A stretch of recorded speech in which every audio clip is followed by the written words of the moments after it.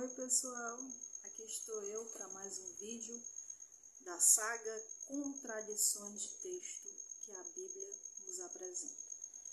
Pessoal, a Bíblia, infelizmente, como eu disse no primeiro vídeo, ela tem muita contradição de texto, tem muitos erros de texto, tem histórias que você vê que, sabe, não é aquilo mesmo. Então, antes de tudo, eu aconselho a você a ler, a estudar, a pesquisar sobre o assunto, a fazer um curso se você quiser. Se não, fica aqui comigo, que aqui você vai aprender e vai desenvolver o seu pensamento crítico. Porque o que eu mostro aqui é fato, é verdade, tá bom? Então, pessoal, eu me chamo Priscila, eu sou especialista em crítica bíblica e canônica, né? E hoje eu tô aqui para mostrar para vocês mais duas contradições de texto. A primeira está aqui em Êxodo 33, no versículo 11, e depois no versículo 20. No mesmo capítulo, há duas histórias diferentes. E depois eu digo por que tá essas duas histórias diferentes. Por quê? Então, eu vou ler aqui agora para você entender. 11. E falava o Senhor a Moisés face a face, como qualquer fala com seu amigo. Depois tornava-se ao arraial. Moisés falava com Deus. Deus falava com Moisés o quê? Face a face, rosto a rosto, olho no olho. Versículo 20 agora. E disse mais, quem está falando isso aqui é Deus, tá? Não poderás ver a minha face, porquanto homem nenhum verá a minha face e viverá.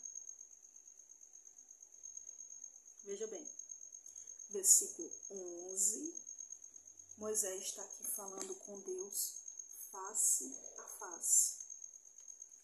Versículo 20, Moisés não pode ver a face de Deus, porque senão morre. Porque o próprio Deus está dizendo, ninguém pode ver minha face. Se ver, vai morrer. Veja bem, dois textos, um diferente do outro. Por quê? Por que, Priscila?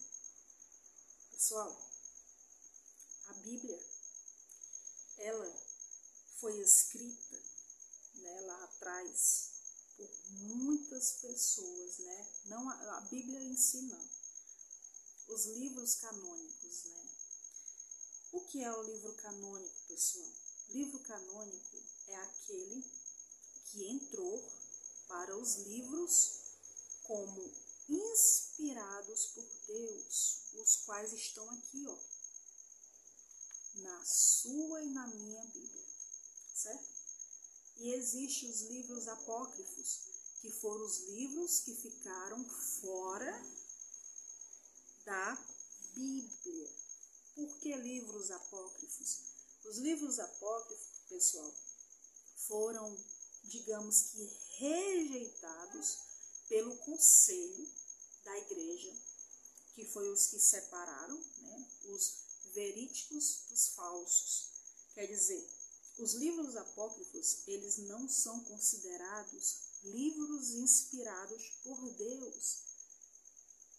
É de origem fantasiosa, é de origem humana, enfim. Isso foi o que o conselho da igreja, o pessoal lá que separaram os livros para colocarem em canon, né, na Bíblia, que hoje nós temos, disseram.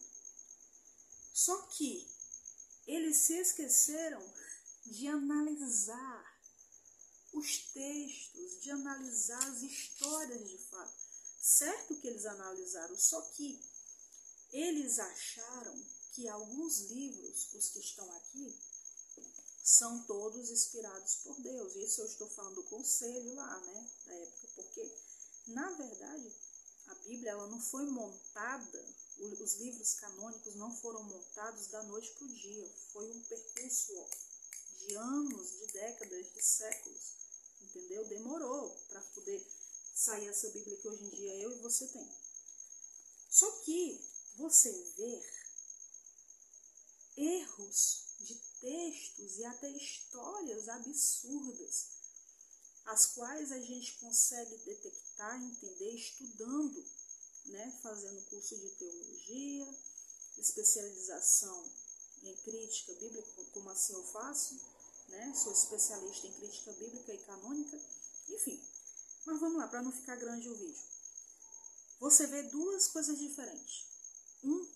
Moisés está vendo a face de Deus e outro não pode ver. Por quê? Porque, pessoal, foram dois autores em tempos diferentes que escreveram nos papiros, né? Que é as folhas que eles escreviam da época, e colocaram, né, para dizer que tem autoria divina. Eu estou falando aqui de uma forma para você entender. Então, são dois autores em tempos diferentes. Tempos diferentes. Toda contradição bíblica são autores de tempos diferentes. Um escreveu Y, e o outro escreve X. Tá entendendo? É uma coisa que não se bate. Então, por isso que tem essa contradição de viu a face e o outro não pode ver. Agora eu te pergunto, qual é o verdadeiro? Qual é, olha aqui, qual é o texto verdadeiro? Qual é o versículo verdadeiro? Tem como saber? Pois é.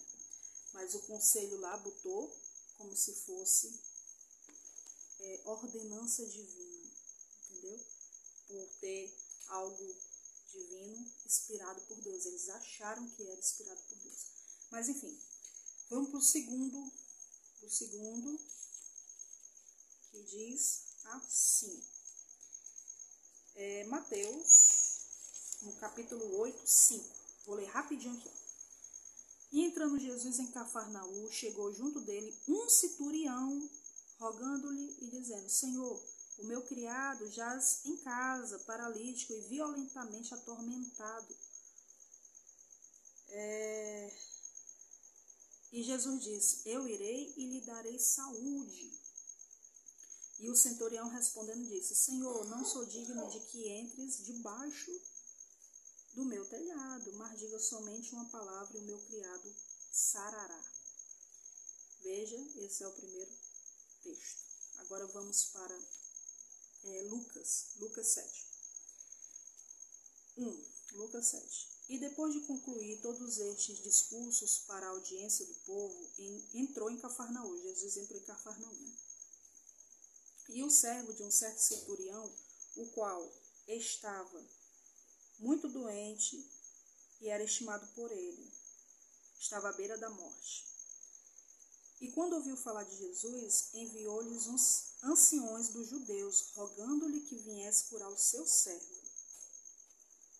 E chegando ele junto de Jesus, rogaram-lhe dizendo: É digno que lhe concedas isto. E foi Jesus com eles, mas quando já estava perto da casa, enviou-lhe o centurião outros amigos: Senhor, não te incomodes, porque não sou digno de que entres debaixo do meu telhado. Pessoal, eu fiz pequenos cortezinhos aí do vídeo, porque estava tendo um barulho aqui, aí para não atrapalhar. Mas enfim, você está vendo aqui nesse outro texto que o centurião está pedindo para alguns anciões judeus ir lá em Jesus para pedir para ele vir curar o servo dele. E quando Jesus está vindo, o centurião envia outros amigos dele e pede para ele não vir para a casa dele, porque ele não é digno que ele entre debaixo do telhado dele. Aí é aquela história que entra: manda só uma palavra que o meu servo vai ser curado. Você vê que em Mateus 8, lá está o próprio centurião chegando até Jesus e pedindo para que ele mande uma palavra para curar o servo dele que está doente.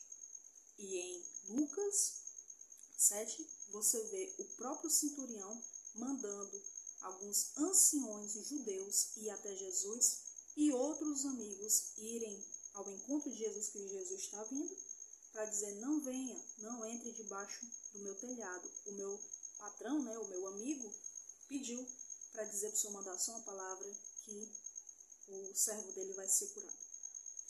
Então, pessoal, você está vendo 2 textos, 2 histórias diferentes. Eu não sei se você já percebeu isso, não sei se você já leu e viu esses erros, mas se você não viu, estou mostrando agora para você, porque tudo isso aqui é autoria de 2 autores de épocas diferentes. Você vê uma coisa e depois você vê outra. Então, é isso que eu queria mostrar para vocês nesse vídeo, para que vocês também não venham, principalmente, pessoal, ser enganado por muito líder religioso que tem aí. Não são todos. Alguns fazem um papel excelente de ajudar as pessoas realmente, se importar com pessoas realmente. Não esses que inventam campanhas, coisas que é somente para arrancar o seu dinheiro, o qual usam muito essa ferramenta aqui, ó, poderosa, para quê? Para enriquecer, para se beneficiar. Então, leia, estude, que você vai entender mais ainda. O meu intuito aqui é mostrar a verdade, que até eu já passei por isso, né? Eu lia, acreditava, engolia tudo, mas hoje não. Hoje existe uma coisa chamada estudo, pesquisa e uma coisinha que tem aqui, ó, cérebro, para pensar e raciocinar e discernir uma coisa da outra. Então, infelizmente, a Bíblia tem muita autoria do ser humano, do próprio ser humano, porque é um livro que, infelizmente, contém muitos erros. Então, pessoal, eu vou ficando por aqui. Dá o joinha, curte, comenta, compartilha. Fala aí o que você acha, o que você concorda, o que você não concorda. O que você quiser falar aí, fale aí. Porém, na verdade, está sendo mostrado. Então, curte aí e se inscreve no canal. Um beijo. Vou ficando por aqui e valeu. Até a próxima.